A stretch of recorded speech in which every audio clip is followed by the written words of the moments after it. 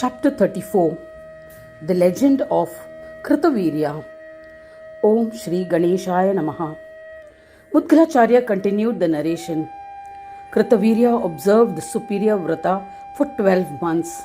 Consequently, his sins of killing the 12 Brahmins were erased. The king was purified.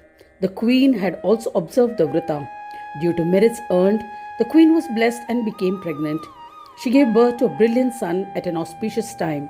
However, the son did not have any limbs. The parents were worried. Their ministers tried to console them. So the king decided to set aside his sorrow and perform rituals such as Jatakarma, birth ceremony. Celebrations were conducted throughout the kingdom. That night, King Kritavirya dreamt of Yogi Dattatreya. O Daksha, listen to what the yogi said. O eminent king, after 12 years I shall come to your palace and shall embody your son with the missing organs. O king, do not worry. Your son has been blessed by the grace of Gananatha and will be acknowledged by gods. After saying thus, Yogi Dattatreya disappeared. The king woke up and was overjoyed. He meditated on Ganesha. He proclaimed that Krishna Paksha Chaturthi Vrata should be observed by everyone in his kingdom.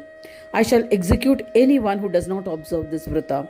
Therefore, everyone from the lowliest caste to the Brahmins commenced the observance of this Vrata.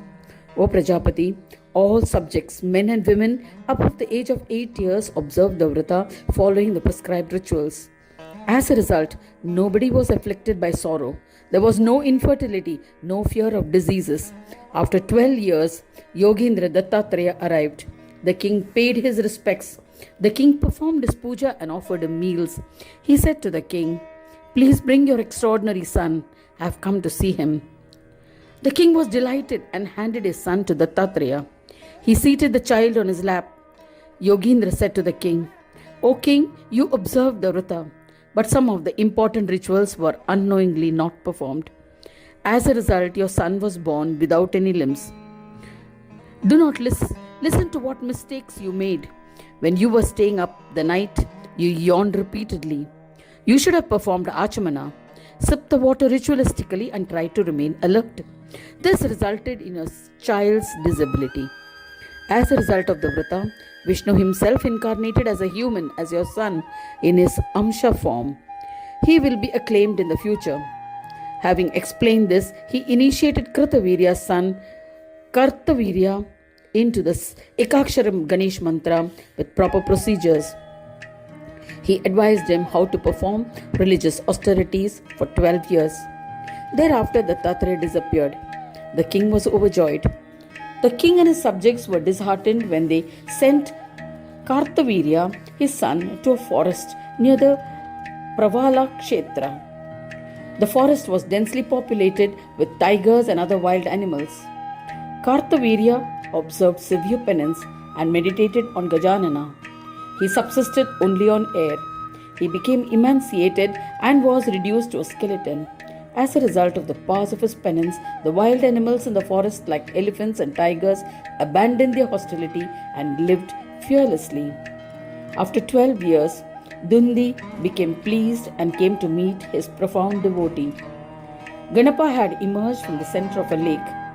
Seeing him, King Kartavirya offered pranams and wholeheartedly performed his puja. A thrill spread throughout his body. With great joy, the illustrious and valiant king Kartavirya sang praises of the Lord. Kartavirya said, "O Gananatha, I bow to you. O Vignesha, I bow to you. To the Lord who is the Lord of all, to the Lord of Devas, I bow to you. To the one without attributes, to the Supreme Lord, to the one who is most supreme among the superior ones, to Yoga, to the one without a beginning, to the one worshipped by all, I bow to you. To the protector of the destitute ones, to Heramba, to the Brahma of Brahmas, to the bestower of divinity, I bow to you repeatedly. To the one who, despite being formless, assumes an embodied form, to the supreme Atma, to Yoga, to the bestower of yoga, to the form of peace, I bow to you. To the one who is always pure knowledge, to the one who inspires us to adopt the path of karma, to the blissful one, to the one who is a form of the root of all joy, I bow to you. To the one who created the universe with Rajoguna, to the one who preserves with Sattva-guna, to the one who destroys with Tamoguna, I bow to you, O Ganesha.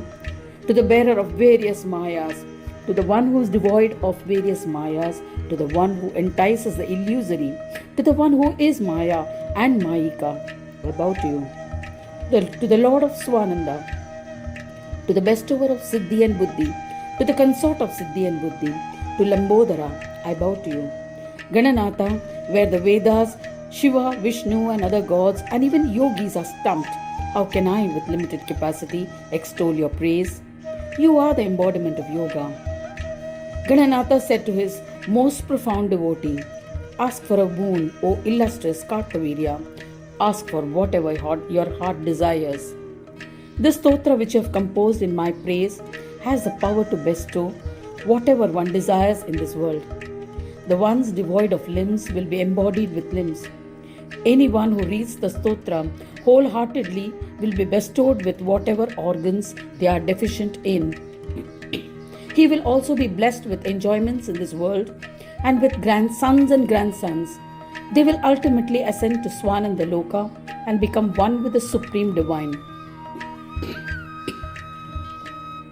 Kartavirya, the great devotee, was ecstatic. He said to Gananayaka, the one who loves his devotees, O Lord Ganadisha, what boon shall I ask for? I have learned from your darshan that everything that exists is illusory. Yet, to fulfill the desires of my kins, grant me a supremely beautiful body and steadfast devotion at your feet. O Gajanana, grant that I will be blessed with anything that I desire by your grace. Grant me sovereignty. O Vignapa, grant that you will remain established in this kshetra and protect your devotees. May this kshetra grant them dharma, artha, kama and moksha and union with the divine. In this kshetra I witnessed Gajanana in the form of a coral, Pravala. Hence this kshetra will be acclaimed to as Pravala Kshetra. O compassionate one, grant me 1,000 hands, make me equivalent to Vishnu in valiance. Grant that I will always be victorious.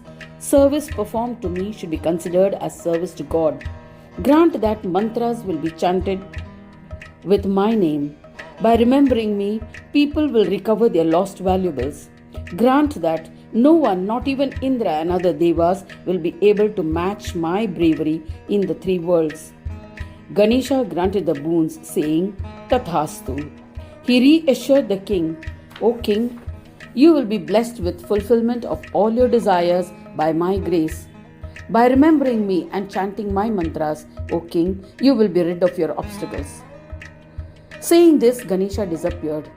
O Prajapati, thereafter, Kartavirya became endowed with limbs. Along with 2 legs and 1,000 arms, he acquired enormous prowess. He became lustrous. Devas and others would come to take his darshan. Kartavirya was a part of an amsha of Vishnu himself. Later, he respectfully invited Brahmins and established an idol of Ganeshwara. He would worship and perform its puja with devotion. He also appointed Brahmins to conduct its puja. Thereafter, he also performed the puja of Devas and Brahmins who had arrived there. He bowed to them and paid his respects. He granted them boons.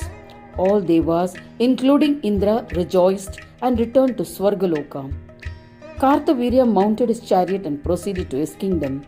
Hearing the news of his arrival, all his subjects and ministers were eager to welcome him. Friends and family complimented him. The entire town had been decorated. He was welcomed into the town amidst great fanfare.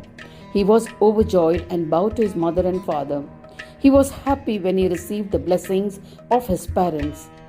After some years, Kritavirya enthroned his son Kartavirya and with his wife retired to the forests. The king engaged in single-pointed worship of Ganapa. In a short span of time, he and his wife ascended to Swananda Loka. All the subjects in his kingdom observed the Krishna Paksha Chaturthi Vrata. Consequently, they were gradually absorbed into Ganapa. O Daksha, anyone who reads or listens to the legend of Kritavirya will not face the 4 types of obstacles. The obstacles in the path of four types of Purusharthas, namely Dharma, Artha, Kama, and Moksha. Thus ends the chapter 34 titled The Legend of Kritavirya in the third Khanda of the Purana Upanishad, Shriman Mudgal Puran, describing the legends of Mahodara, dedicated to Sri Gajanana. End of chapter 34.